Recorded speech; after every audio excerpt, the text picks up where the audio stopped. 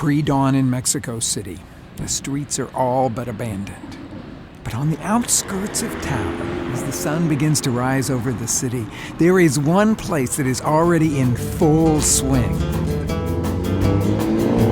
This is Central de Abastos. They say it's the largest produce market in the world.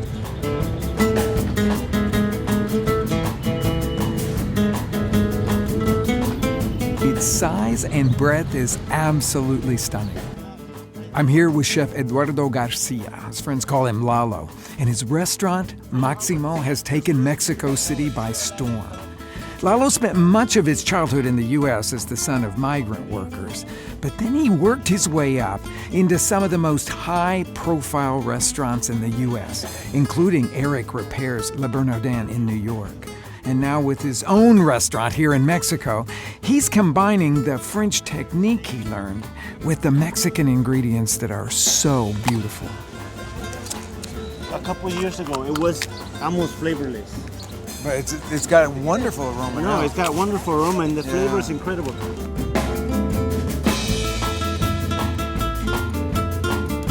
This is like one of the most exciting markets I've ever been in, and I've been in a lot of markets. Yeah, no, this it's is like my heart's just beating because it's so incredibly beautiful. Chinese long bean.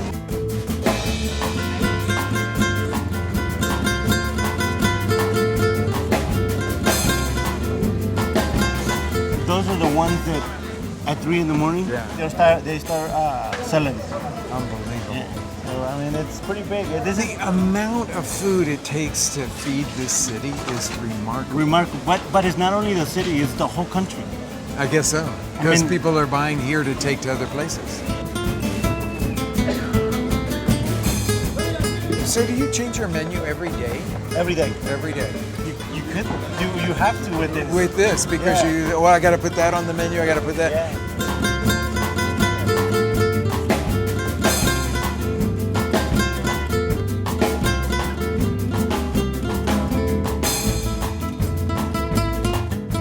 I connected so much with his passion for the ingredients because that's what everybody loves about his food. You never taste anything in his restaurant that's not the perfect ingredient, treated with love and respect.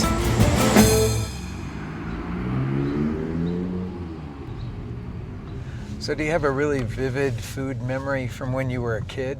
Waking up to fresh tortillas with just salsa molcajeteada and egg cracked on the comal was, I mean, for me, it's like... I want to eat that right now. I've eaten really good food throughout my career, but I really enjoy the food that I ate when I was a kid. Yeah.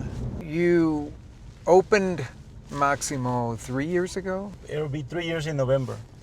And immediately you were full. It had a huge response. The hardest reservation to get in Mexico City.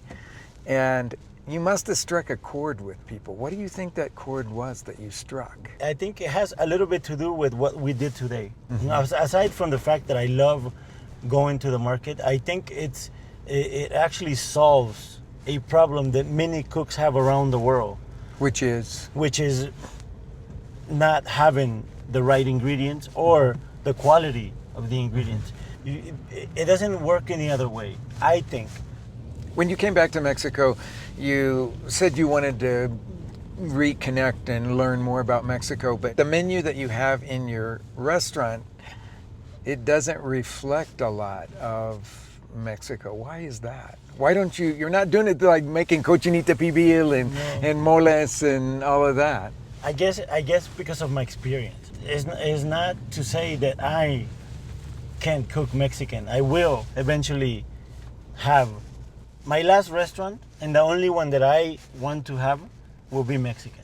I would love to see what you would do with the Mexican restaurant. Your perspective and your experience, your history is so distinctive that what you would put together in a restaurant, I think, would be both soul satisfying and deeply rooted, and I would love to experience that.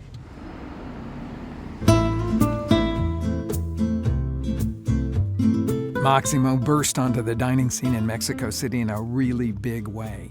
And while the interior of the restaurant is simple, even perhaps a little stark, it's what's going on in the kitchen that's garnering all the attention. Lalo wanted to show us how he prepares suckling pig. It's one of the most popular dishes on his very unique menu. So basically, this is a technique that a lot of cooks around the world use. It's basically confit. Confit. You know, and this is sort of like a version of carnitas, Right. Mexican carnitas with lechon. Lalo starts by placing the suckling pig in a pot along with sea salt, peppercorns, a little thyme, some sliced carrots, chopped onions, and finally it's all covered in fresh rendered pork lard. Another difference between this and carnitas is that when you make carnitas, you actually use the whole pig. You do, and yeah. what you wanna do first is cook up the chicharrón and all the fat to Right. get all the fat to actually confit the rest of the Exactly. carnitas. And whereas in carnitas is done in a caso, and there is a boiling point. Yeah, yeah. And that's what they want. Right. And with this, we never want to You boil. never want a boiling point. We You want never- to keep it lower temperature Exactly. than that. We just cover it and let this just cook really slow. It's one of those dishes where there's no rush, and if we are rushing, then we just won't put it on the menu. We just say today we don't You have don't it. have it. Yeah. This is yesterday's lechon. It's put Okay. last night.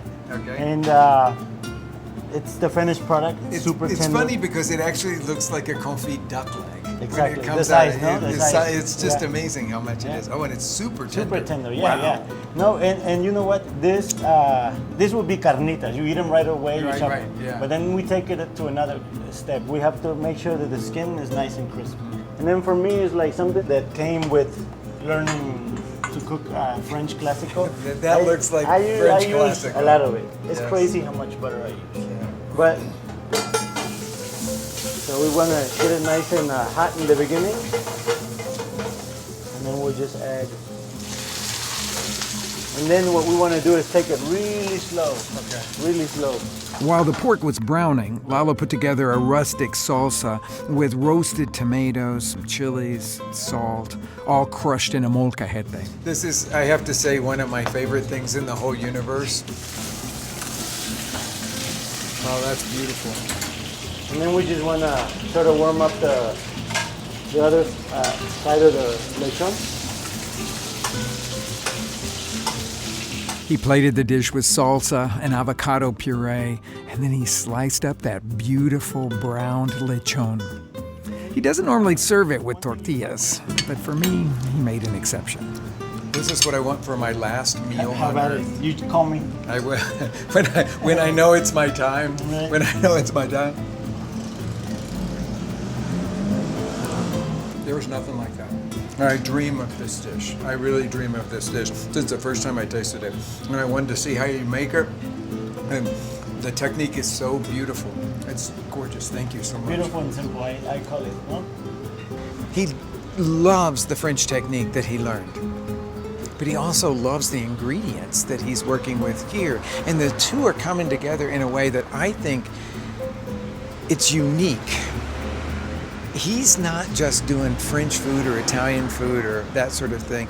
He really is cooking from his heart, and his heart's Mexican. One of the things Lalo does so brilliantly is to turn very humble ingredients into the most delicious, beautiful dishes.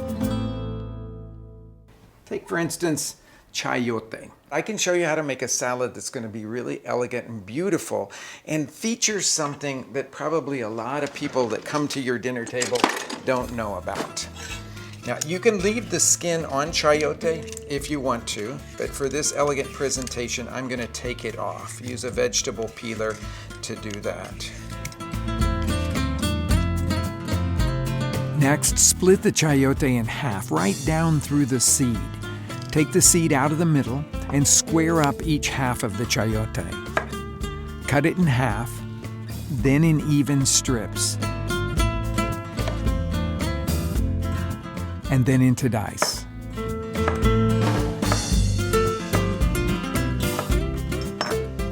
Now, all of this cubed chayote goes into a bowl.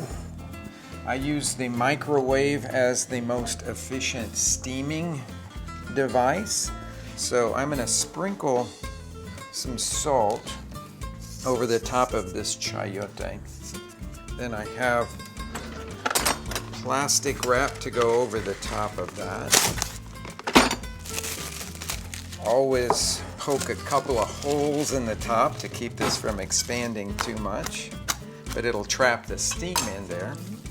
And I'm going to microwave these at 100% power for 5 minutes. The bowl will be hot when you take it out of the microwave. Remove the plastic wrap and let the chayote cool while you prepare the dressing. Now over here I've roasted some garlic and some serrano chilies. Those are going to be the flavorings for the dressing. They've cooled off enough now that I can peel the little papery skin off of the garlic here. The serranos I've only taken the little stems off of, but I did that before roasting them. So put all of that together in the blender jar. Now, olive oil and balsamic vinegar are going to be our flavorings. This is going to be a 3-to-1 proportion. I've got olive oil at 3/4 of a cup. I'm just going to make a bunch of this because I'll use it for some other salad dressings as well. 1/4 of a cup of balsamic, and pour that in to the blender jar. That's a standard proportion for most vinegar and oil salad dressings. And then salt.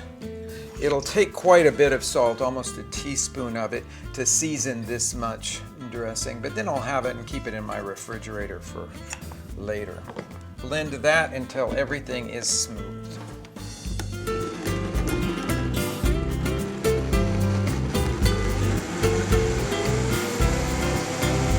Once the dressing is fully blended, take a large tomato, cut out the core, and then dice it into pieces about the same size as the chayote. Pour the dressing over the top, add the tomato, and stir it all together.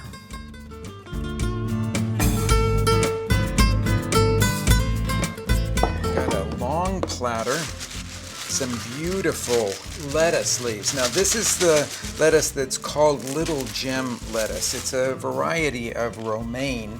You could use the inner hearts of romaine if you don't find this at your grocery store. Now I'm going to take some of our chayote salad and put it in the middle of each one of these leaves.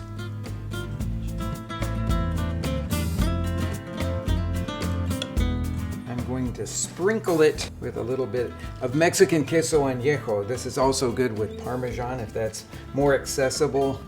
And I'm going to cut some chives into like these 1/2-inch batons and just strew that over the top of the whole thing.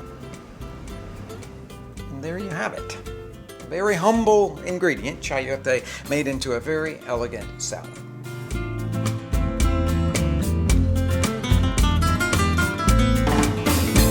There's a dish I think you should know by heart, and it's a roasted tomatillo sauce. We can make it go very homey or quite elegant, depending on the meat cut that you choose. It could be made with pork or with chicken, or you could do a whole piece of pork loin, and that's what we're going to do today because I think that's the most elegant of the presentations. Still has a homey taste, but a beautiful, beautiful presentation. I've got my pot over here heating on a kind of medium high, and I'm going to film the bottom of it with a little bit of oil. Sprinkle my pork loin with some salt and then lay it into the hot pan.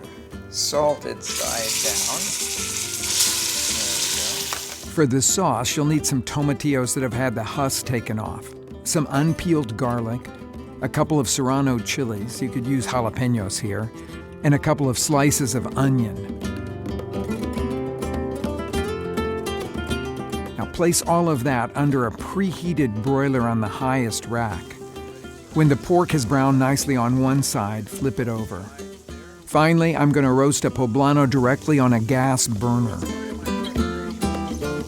Once that poblano is blackened and blistered all over, I put it into a bowl and put a kitchen towel over the top to trap some steam as it cools down. That makes it easier to rub the blackened skin off the outside. Then I tear it open and pull out the seed pod.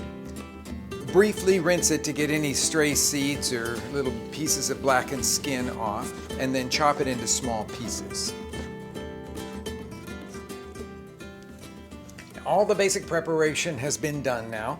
We roasted under the broiler the tomatillos, onion, garlic, and green chilies. They took about 4 minutes per side. They got a little char on them. I think that gives a really great flavor to it. The pork loin has been browned on all sides. Of course, I salted it when it went into the pot. The poblano is roasted, peeled, cleaned, and chopped up. I've got a little epazote here waiting to go into the pot. You could use cilantro for that classic Mexican herb. And then I've got some new potatoes that I cut into quarters.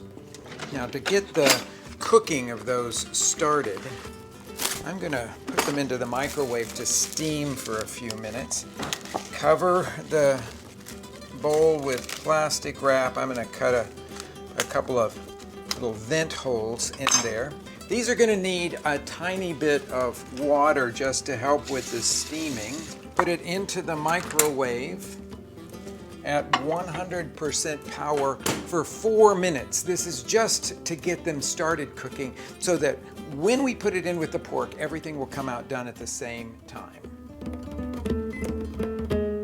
Place all of the roasted ingredients into the blender. The tomatillos, along with the onions, the chilies, and the roasted and peeled garlic. And blend everything to a smooth puree.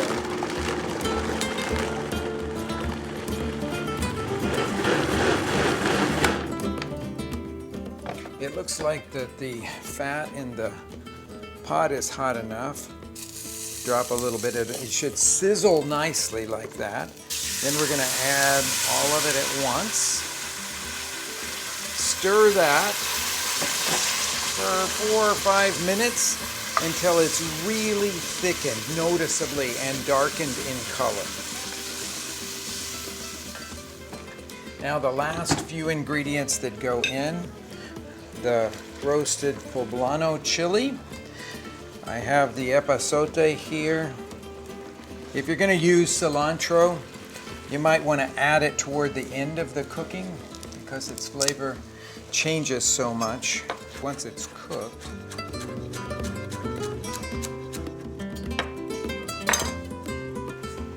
I need a cup of chicken broth.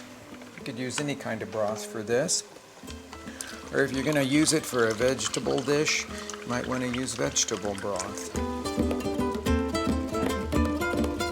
And about a teaspoon of salt.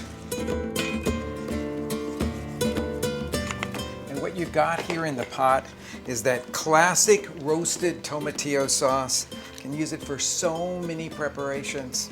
This is the sauce I think you should know by heart. Now we're going to nestle this piece of pork loin into it for this version that I'm making today. The half-steamed potatoes are ready now for us to put into the pot. Uncover those. They'll be kind of steamy. See how hot that is? I think I can hold it with my hand.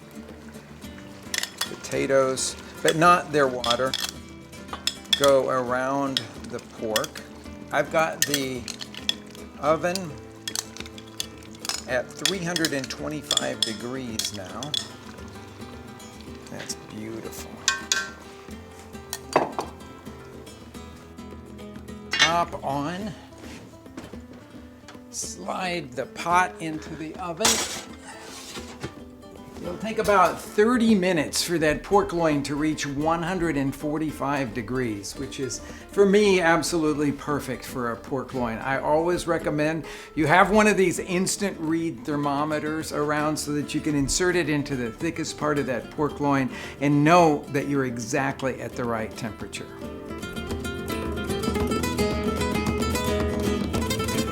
Once it comes out of the oven, let the pork rest covered with a piece of foil for about 10 minutes to reabsorb the juices. I'm going to spoon the potatoes and the sauce onto a deep serving platter. Uncover the pork and slice it. Then lay those slices right on top of your potatoes and sauce. Got a few epazote leaves to kind of lay around on here to emphasize the uniqueness of that herb. Maybe a couple of pieces of flat leaf parsley too, just because I've got them here. And there you have it. Such a beautiful dish.